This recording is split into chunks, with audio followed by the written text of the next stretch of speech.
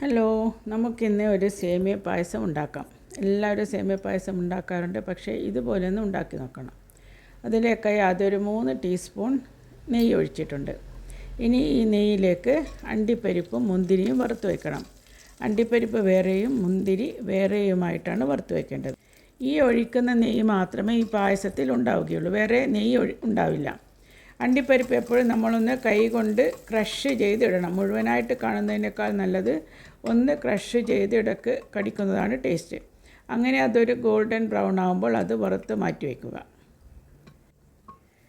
അത് വറുത്ത് മാറ്റി വെച്ചതിന് ശേഷം അതിലേക്ക് കിസ്മിസാണ് ഇടുക അധികം മിക്കവരും. പക്ഷേ എനിക്ക് കറുത്ത മുന്തിരിയാണ് ഇഷ്ടം. അതിൻ്റെ കളർ മനസ്സിലാവില്ല. അപ്പോൾ അതിങ്ങനെ ഒന്ന് എണ്ണയിൽ ചൂടാകുമ്പോൾ ഒന്ന് ബോൾ പോലെ പൊന്തി വരും. അപ്പോഴേക്ക് എടുത്തു വയ്ക്കാം. കിസ്മിസ് ഉപയോഗിക്കുന്നവർക്ക് കിസ്മിസ് ഉപയോഗിക്കാം. അങ്ങനെ അത് മുന്തിരിയും വറുത്ത് മാറ്റി വെച്ചതിന് ശേഷം നമുക്കിതിലേക്ക് ഒരു പാക്കറ്റ് 150 ഗ്രാം പാക്കറ്റിൻ്റെ സേമിയ ആണ് ഇതിലേക്ക് ഇടുന്നത്. അതിൻ്റെ അളവ് ഞാൻ ഇതിൽ കൊടുത്തിട്ടുണ്ട്. 150 ഗ്രാം. ഇത് റോസ്റ്റ് ചെയ്യാത്ത സേമിയ ആണ്. റോസ്റ്റ് ചെയ്തതാണെങ്കിലും നിങ്ങൾ ചെറുതായിട്ടൊന്ന് നെയ്യിൽ റോസ്റ്റ് ചെയ്തെടുക്കണം, എങ്കിലേ പായസത്തിന് രുചിയുണ്ടാവും. ഇതിപ്പോൾ റോസ്റ്റ് ചെയ്യാത്തതായതുകൊണ്ട് അതും ഒരു ഗോൾഡൻ ബ്രൗൺ ആവുന്നത് വരെ റോസ്റ്റ് ചെയ്തെടുക്കുക. അങ്ങനെ ഇത് ഗോൾഡൻ ബ്രൗൺ ആയിട്ടുണ്ട്.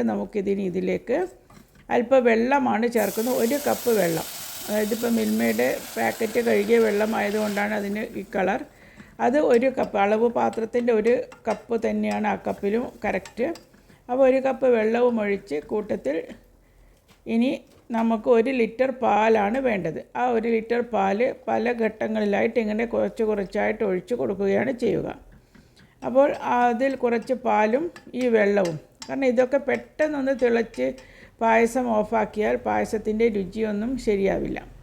ഇനി ഈ സമയത്ത് ഇതിലേക്ക് കുറച്ച് ഉപ്പ്, ഒരു നുള്ളുപ്പ് പോരാ, കുറച്ചുകൂടി അല്പം. കാരണം വെറും പഞ്ചസാര മാത്രമാകുമ്പോൾ ആ പായസത്തിൻ്റെ രുചി നന്നുണ്ടാവില്ല. അതിൻ്റെ പൂർണ്ണമായിട്ട് രുചി വരണമെങ്കിൽ അല്പം ഉപ്പ് കൂടി ചേർക്കണം. ഉപ്പ് ഒരിക്കലും കൂടിപ്പോകരുത്. ഉപ്പിൻ്റെ രുചി നാം അറിയാനേ പാടില്ല.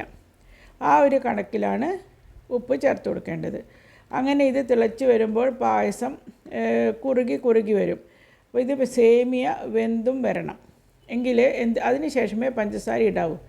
അപ്പോൾ ഈ സമയത്ത് ഞാൻ ഒരു 1/2 കപ്പ് വെള്ളം കൂടി ഒഴിച്ചു കൊടുക്കുന്നത്, കുറുകി വരുന്നതുകൊണ്ട്.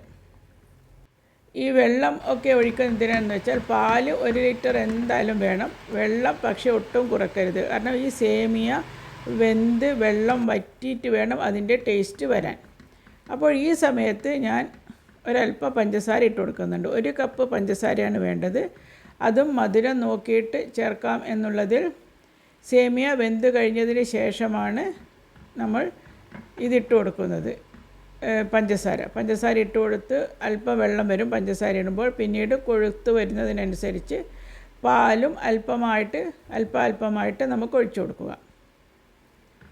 അങ്ങനെ അത് വീണ്ടും ഒരു മീഡിയം ഫ്ലെയിമിൽ വേണം എല്ലാം തിളക്കുവാൻ. ഈ സമയത്ത് മധുരം നോക്കി അതിന് വേണ്ടുന്ന മധുരവും ഉപ്പും നമുക്ക് ചേർക്കാം.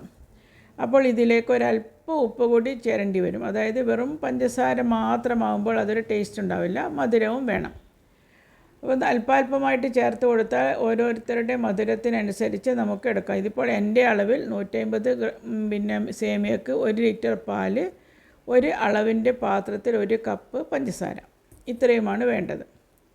അപ്പോൾ ഇത് തിളച്ച് കുറുകി വരുന്നതിനനുസരിച്ച് ബാക്കിയുള്ള പാലും നമ്മൾ ഇടയ്ക്കിടെ ഒഴിച്ച് മീഡിയം ഫ്ലെയിമിൽ ഇളക്കി കുറുക്കി കൊണ്ടുവരണം. ഒറ്റയടിക്ക് പാലൊഴിച്ച് തിളച്ച് ഓഫാക്കി കഴിഞ്ഞാൽ ആ പായസം ഒന്നുകിൽ കൂടുതൽ ലൂസാവും, അല്ലെങ്കിൽ കട്ടിയായി പോകും. ഒരു ടേസ്റ്റും ഉണ്ടാവില്ല. അത് ഈ ലൂസിൽ വേണം അത് തിളച്ച് കുറുകി വരാൻ. അല്ലെങ്കിലും ഓഫാക്കുമ്പോഴും കുറച്ച് ലൂസ് ആയിട്ട് തന്നെയാണ് ഓഫാക്കേണ്ടത്. അപ്പോൾ ഇതിനിയും അതിൻ്റെ ടേസ്റ്റ് വന്നില്ല. അപ്പോൾ ഞാൻ വീണ്ടും 1/2 കപ്പ്, അതായത് ടോട്ടൽ ഞാൻ 2 കപ്പ് വെള്ളം ഒഴിച്ചിട്ടുണ്ട്. 1 ലിറ്റർ പാലും 2 കപ്പ് വെള്ളവും ഒഴിച്ചിട്ടുണ്ട്.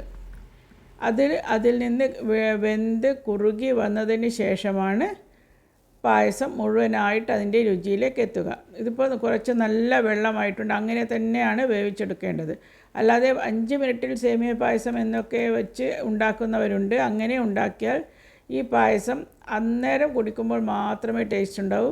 കുറുകി കഴിഞ്ഞെടുത്ത് കഴിയുമ്പോഴേക്കും പായസം ഒന്നുകിൽ കട്ട പോലെയായിപ്പോവും, അല്ലെങ്കിൽ ഒരുപാട് വെള്ളമായി പോവും. അതിനാണ് ഇങ്ങനെ അല്പാൽപമായി നല്ല കുറച്ച് വെള്ളത്തിൽ വേവിച്ചെടുക്കുന്നത്. അങ്ങനെ പായസമായിട്ടുണ്ട്. ഇത് ഈ ഒരു ലൂസിൽ തന്നെ വേണം പായസം ഓഫ് ചെയ്യാൻ. അതിലേക്ക് നമ്മൾ ആദ്യം വറുത്ത് വെച്ച അണ്ടിപ്പരിപ്പും മുന്തിരിങ്ങയും ചേർത്തിളക്കുന്നുണ്ട്. ഇനി ഇതിലേക്ക് ഇത്രയും ലൂസ് വേണം കേട്ടോ, കാരണം പായസം നന്നായി കൊഴുക്കും. മാത്രമല്ല ഇത് സ്റ്റീലിൻ്റെ കുക്കറുമാണ്, തണിയാൻ ഒരുപാട് സമയമെടുക്കും. അപ്പോഴത്തേക്ക് വീണ്ടും കൊഴുത്ത് വരും. ഇനി ഇതിലേക്ക് നന്നായി പൊടിച്ച ഏലക്കായ ചേർക്കുന്നുണ്ട്. എസൻസ്, വാനില എസൻസ് ചേർക്കുന്നവരുണ്ടെങ്കിൽ അവർക്ക് അതും ചേർക്കാം. ഇതിപ്പോൾ ഏലക്കായാണ് ഞാൻ ചേർത്തത്. അങ്ങനെ സേമിയ പായസം റെഡി ആയിട്ടുണ്ട്. നിങ്ങൾ ഇതുപോലെ ഒന്ന് ചെയ്തു നോക്കൂ. ഇനി നമുക്ക് ഒരല്പം വിളമ്പി കുടിച്ചു നോക്കണ്ടേ.